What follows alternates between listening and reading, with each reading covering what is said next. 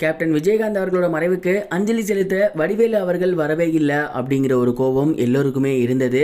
மேலும் எல்லோருமே எதிர்பார்த்தது என்ன அப்படின்னா, ஸ்டார்டிங்கில் வரலனாலும் பரவாயில்ல, நல்லடக்கம் செய்கிறதுக்கு முன்னாடியாவது வடிவேலு வந்துருவார் அப்படின்னு எதிர்பார்த்துருந்தாங்க. ஆனால் அவர் கடைசி வரைக்கும் வரலை அப்படிங்கிறது ரசிகர்கள் மத்தியிலும் பொதுமக்கள் மத்தியிலும் மிகப்பெரிய ஒரு கோபத்தை உண்டாக்கியிருக்கு. சமீப காலமாக வடிவேலு அவர்களுக்கும் விஜயகாந்த் அவர்களுக்கும் ஒத்துப்போகலை அப்படிங்கிறது உண்மைதான். ஆனால் அது இடைப்பட்ட காலம்தான். அதற்கு முன்னாடி ஆரம்ப காலகட்டங்களில் அவங்க ரெண்டு பேரும் சேர்ந்து பல படங்கள் ஒர்க் பண்ணிருக்காங்க. வடிவேலு அவர்களோட வளர்ச்சிக்கு விஜயகாந்த் அவர்கள் ஆரம்ப காலகட்டங்களில் கொடுத்த படங்கள் முக்கியமான ஒன்று அப்படின்னா அது மிகையாகாது. ஸோ கண்டிப்பா வடிவேலு அவர்கள் இப்ப ஏற்பட்ட மனஸ்தாபங்களை மனசுல வச்சுக்காம வரலாம் அப்படிங்கிற ஐடியால தான் இருந்திருப்பாரு.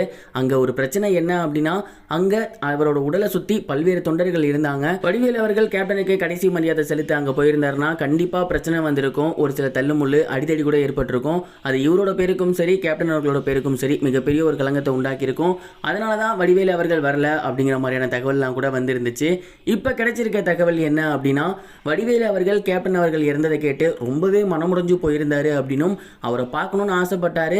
ஆனால் அங்கே போனால் அது நல்லா இருக்காது அப்படிங்கிறதுனால தனியாக அவங்க குடும்பத்தாரை சந்திச்சு பேசலாம் அப்படிங்கிற ஒரு ஐடியாவில் இருக்காராமா. இன்னும் ஓரிரு தினங்களில் நேரடியாக விஜயகாந்த் சாரோட வீட்டுக்கு போயிட்டு அவங்க குடும்பத்தாரை மீட் பண்ணலாம் அப்படின்னும், மேலும் அவரோட சமாதிக்கு போயிட்டு வரலாம் அப்படிங்கிற மாதிரியான ஒரு ஐடியாவில் அவர் இருக்காரு. இது மிகவும் ரகசியமாக மீடியாவுக்கு தெரியாமல் பார்த்துக்கணும் அப்படிங்கிற மாதிரியும் இருக்காரு அப்படிங்கிற மாதிரியான தகவல் இப்போ சோசியல் மீடியாவில் கசிஞ்சிருக்கு.